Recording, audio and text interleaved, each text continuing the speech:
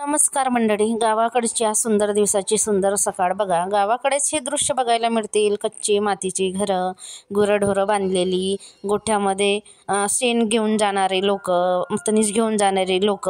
आमच्या गावामध्ये मोठ्या मोठ्या वडगा म्हणजे मोठी मोठी टोपली असते, टोपल्यांमध्ये मुरमुरे विकायला येतात.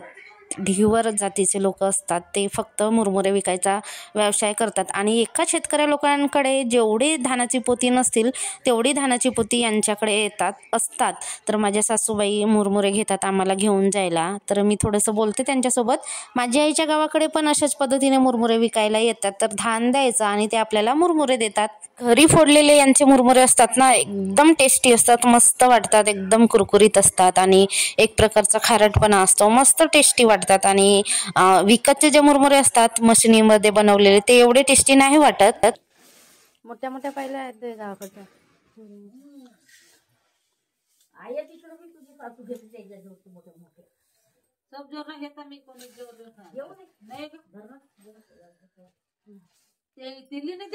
देला देला देला देला देला ना हट देला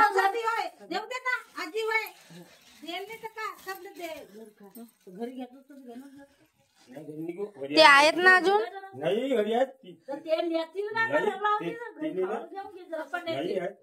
आहेत ना.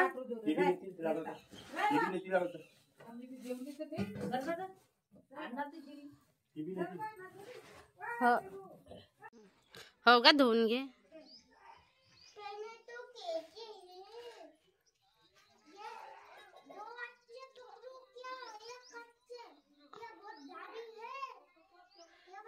हा जो बोरीचं झाड आहे ना, एकदम अंगणात आहे मागच्या बाजूला, म्हणून याचे फांदे छाटलेले आहेत. पण चांगली गोड अशी बोर आहे बघा. किती सारे जळणासाठी काड्या, कारण गावाकडे प्रत्येकाच्याच घरी गॅस आहे. आता उज्ज्वला योजनेतून तर प्रत्येकाच्याच घरी गॅस आहे, पण काड्यांचा जास्त वापर केला जातो. माझी सासूबाई तर चुलीवरच स्वयंपाक करते. चहा तेवढा फक्त गॅसवर होतो आणि डाळीचा कुकर किंवा दाण्या वगैरे काही शिजवायला ठेवलं तर कुकर गॅसवर होतं. बाकी स्वयंपाक असतो त्यांचा चुलीवरती. आणि हे आहेत आमचे संडास बाथरूम, आताच बनवलेलं आहे, पण अजून व्यवस्थित सगळं व्हायलाच आहे. तसं सगळं काम झालेलं आहे, फक्त प्लास्टर करायचं आहे. घर पण मोठं आहे, 5 रूम आहेत, पण प्लास्टर करायचंच आहे. तर मी काही घरातलं सगळं काही असं दाखवत नाही. व्हिडिओ बनवते वाला चुपचाप जेव ना. ते कशी पाहते मंदा.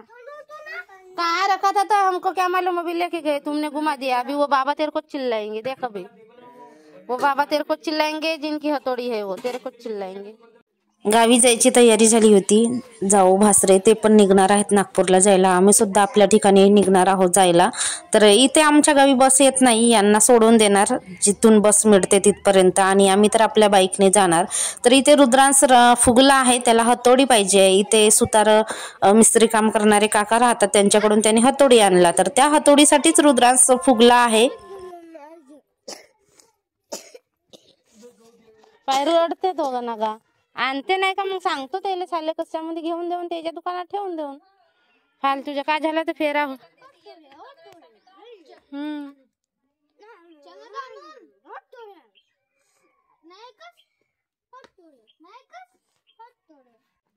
राहू दे राहू दे राहू दे त्याला राहू दे. तू इथंच राहा बेटा, आम्ही जातो ना. तू हतोडी हतोडी खेळशील, राह तू इथंच, आम्ही जातो.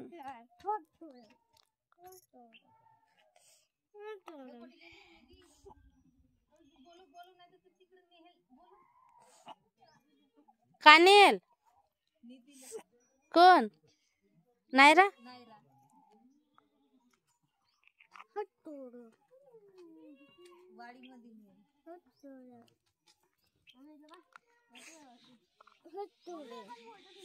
धर हतोडी करशील, धर. रडूच नको.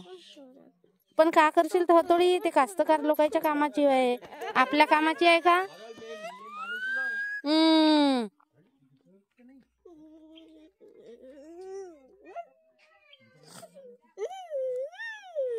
आदल्या दिवशीपासून त्याने ती हतोडी धरली होती आणि रात्री पण तो हतोडी धरूनच झोपला होता. मग तो काय टॉयलेटला गेला आणि त्याची हतोडी रुद्रांशच्या बडे पप्पाने घेतलं आणि त्यांच्याकडे नेऊन दिलं. त्याच्यासाठीच रड. चल साले कशात घेऊन चल. नको येऊ आम्ही जातून. टाइमपास पुष्कळ झाला तुझा. हो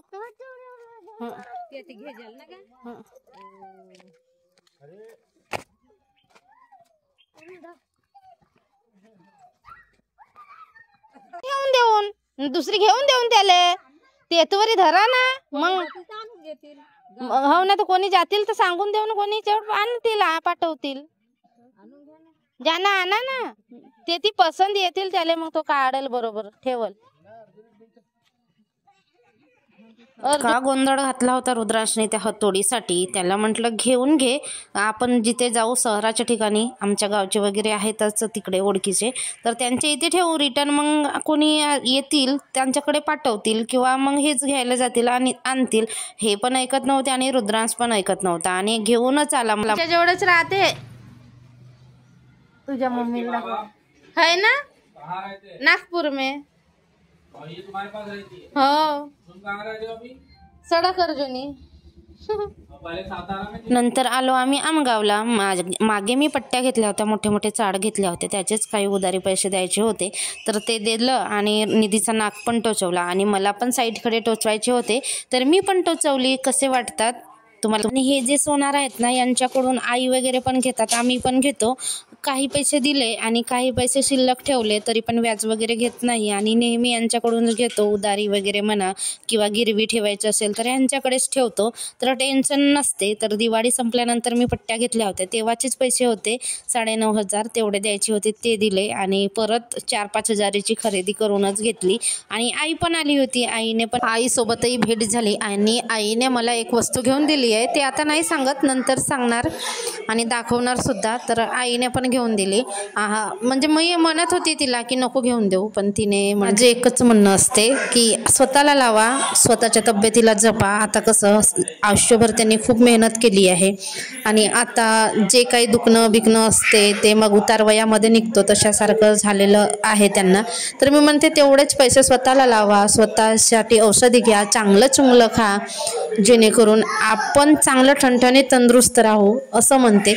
पण तिने ती वस्तू घेऊनच दिली. जास्त महागाची नाही आहे, पण 4 हजारापर्यंत आहे. थोडा वेळ थांबून 5 मिनिटं मग जाऊन. सारखा उतरूच आहे नाही लागे, कंटाळा येते. उतरा अजून बसा, व्यवस्थित सेट झाला राहते तर माणूस बिघडते, जागा कमी होते. निधी तर बघा, निधी तर मस्त झोपते. कशाला उतरतेस? उतरून द्या 5 मिनिट, उतरून द्या. हे पक्षी टिव टिव टिव टिव करतात. तू काहून उतरतेस? तुला तर सुबी नाही लागे, उतरतेस तू. बसच उतरूच नको. सु करतेस का दादा? का करशील तर पाईपले काहीच उचलते बा भंगार सारखा. पुढच्या पाणी मारायचा पाईप होईत. गोणी थोडीशी सरकली इकडे अशी पाहिजे. हे लूज झाली ना. थांब. एवढ्या लांबचा प्रवास बाईकने करायचं म्हणतं तर इतकं दुखणं भरते अंगामध्ये की काय सांगू तुम्हाला. वरून कसं रस्ता बरोबर नाही आहे मधामधामध्ये, त्याच्यामुळे. आणि येताना ह्या वेळेस आम्ही गहू आणलं होतं, नाही आणत आम्ही, कधीतरी आणतो. मागे एकदा आणलं होतं आणि हा सेकंड टाइम आहे. भरपूर गहू होते आणि मग आम्हाला इकडे गहू मिळत नाही आणि हे विकत पण नाही आणत, पीठच घेऊन आणतात. म्हणून म्हटलं गहू आहेत तर गहू घेऊन घ्या, तर गहू पण आणले होते. आणि ती गव्हाची बांधलेली गोणी होती ना, ती सारखी घसरत होती. मला तर असं वाटत होतं की पडत तर नाही रस्त्यामध्ये, तर सारखं बघत बघत यावं लागत होतं, चेक करावं लागत होतं आहे की नाही व्यवस्थित म्हणून. तरी मीच बांधून घेतली, इकडे तिकडे 2-3 ठिकाणी मीच बांधून घेतली. हे तर काही बांधत नाही, कधीच नाही बांधत. कधी गावाला जायचं असलं, मोठी बॅग वगैरे असली तर ते सगळं मलाच बांधावं लागतं, फक्त गाडी चालवायचं काम करतात. हे बघा देशी कारले आहेत गावावरून आणलेल्या, एकदम मस्त अशा घरगुती असतात, खूप छान लागते याची भाजी. तर बऱ्याच याच्यानंतर मिळाले, कारण आता वेल कसे वाढत आले, सुकत आले, त्याच्यामुळे जास्त काही निघत नाही. तर एक भाजी होते, थोड्याशा निघाल्या तर आणल्या. मी याचीच भाजी करणार आहे, ताज्या ताज्या भाजी. कारल्याची भाजी खूप छान लागते. तर हे देशी आहेत आणि फक्त पावसाळ्यामध्ये निघतात आणि होळीपर्यंत वगैरे वेल राहतात, पण आता तर वेल सुकून गेले सगळे. आणि परत सासरून काय आणलेलं आहे तर इथं आहे चिवडा, पोहे, पातळ पोहे आणि मुरमुऱ्याचा चिवडा. आता थोडं खाल्लं आम्ही गावावरून आल्यानंतर. तर बांधूनच ठेवलेला आहे. कसं मग असं ओपन असलं ना तर नरम होतो, मऊ पडतो म्हणून. आणि लसणाचे पाला आणलेले आहेत, लसणाचे पानं अक्षा बनायला. मागे आणली होती मी, पण आम्हाला अक्षा खायलाच मिळाले नाही. रुद्रांशनीच सगळं खाऊन टाकलं, म्हणजे 2-4 दिवसामध्ये खाल्लं त्याने. त्याला खूप जास्त आवडतात लसणाच्या पालाच्या अक्षा, तर ह्यावेळेस जरा जास्त आणले. आणि संक्रांत येते म्हणून फोडलेले मुरमुरे आणले, ते लाडू वगैरे बनवायला. आता चिवडा बनवायची तर काही गरज नाही. मागे आई आली होती तर आईने पण आणून दिला होता चिवडा, तो पण भरपूर आहे. थोडासा असा काय म्हणतात, टेस्ट थोडीशी लाईट होते, तर त्याला फोडणी दिलं, परत फ्राय केलं तर चांगली होणार टेस्ट. आणि आता संक्रांतीला मी काही करणार नाही या चिवडा, फक्त लाडू करायचे आहेत. आईने तर मागे 2 पहिलेचे लाडू आणून दिले होते, ते लाडू पण संपले, आता करायच लागेल. तर आणलेले आहेत मी मुरमुरे, तर जास्त काही नाही आणलं. आणि गहू आणले, ते बघा ती गोणी दिसते ना पांढऱ्या कलरची, तिथे गहू आहेत, तर ते गहू पण आणले. रॅशनचे गहू मिळतात सासू सासऱ्यांना आणि निधीच्या मम्मी पप्पांना, तर होते आता गेलो आम्ही तर, म्हणून मग गहू पण आणले. आणि हे एवढंच काही आणलं, जास्त काही नाही आणलं. गावावरून आल्यानंतर घरातली कामं असतात, साफसफाई असते, हे ते आवरणं असते. आणि माणसं कसे आल्यानंतर आराम करतात, त्यांना आराम करायला मिळतो. बाईला तसं नसते, आल्यानंतरही मुलांकडे लक्ष दे, स्वयंपाक पाणी कर, हे कर ते कर, याच्यामध्येच वेळ जातो. नंतर जेवण वगैरे केल्यावरच मग झोपायला मिळते किंवा आराम करायला मिळते. आल्या नाही, आल्या तर आपण पदर खुसलो की लागलो कामाला, अशी स्थिती असते. माझी काय, सगळ्यांची कशी असते, प्रत्येक गृहिणीची.